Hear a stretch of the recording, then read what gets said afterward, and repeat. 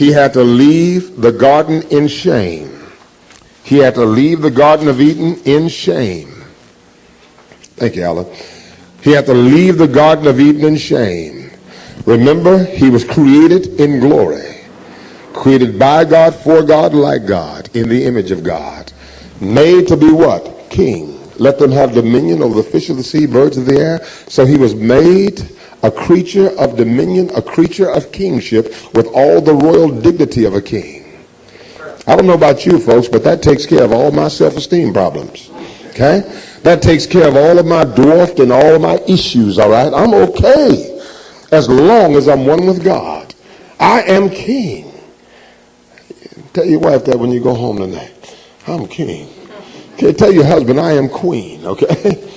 You are talking to a queen. All right?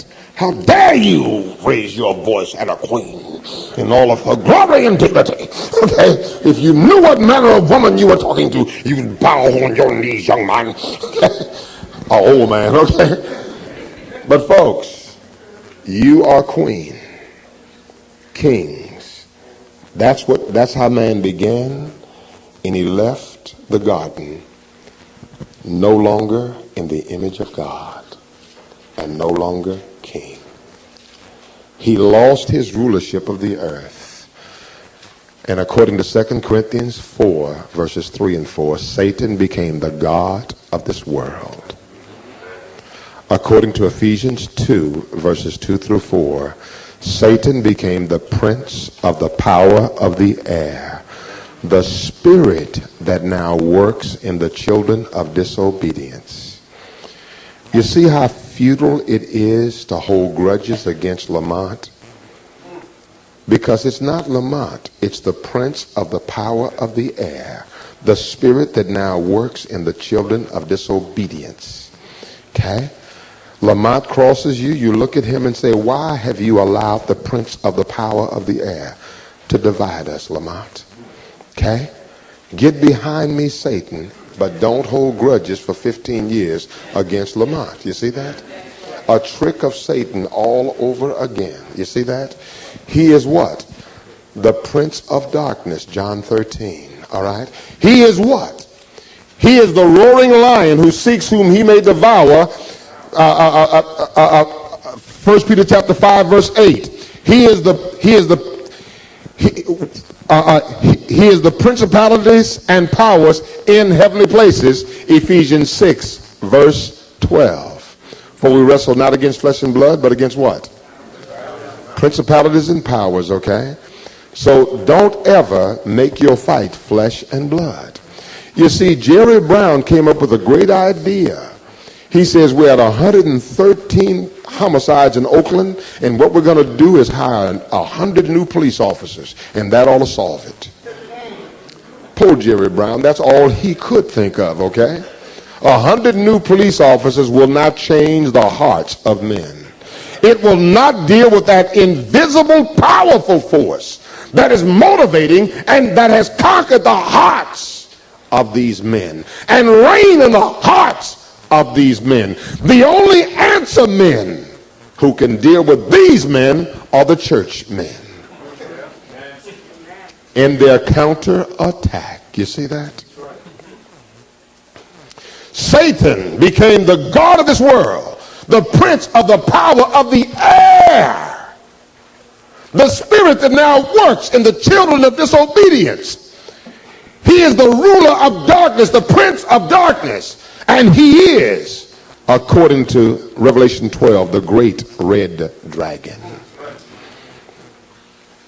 with 7 heads, 10 horns, takes out 1/3 of the stars of heaven. Why the imagery, John? The imagery, Kinwood, is there to let you know you can't handle him by yourself. As soon as you say, I can handle it, you've lost. Okay? As soon as you say, look, I'll take care of it, you have lost. What I love so much about our recovery house at Fresh Start is the addicts there have said to me, Kinwood, as soon as I say I can handle being around these drugs or use these drugs, I've lost already. You see that?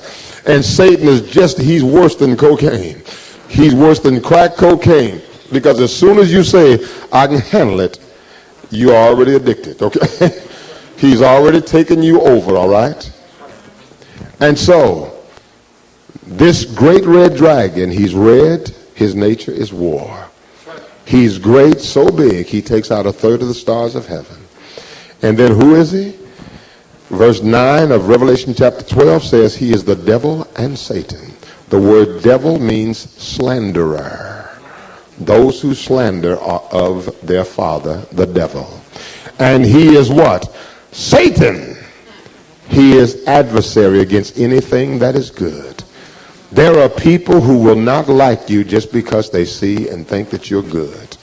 There are people who are going to make war against you because they feel and think that you are good.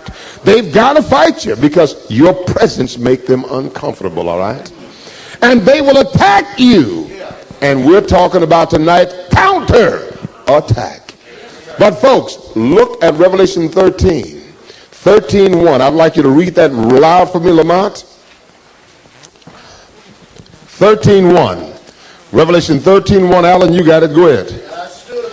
And I stood upon the sands of the sea and saw a beast rise up out of what? Out of the sea. Out of the sea. Having 7 heads. The beast has what? 7 heads. Hey, who else had 7 heads? The dragon, right?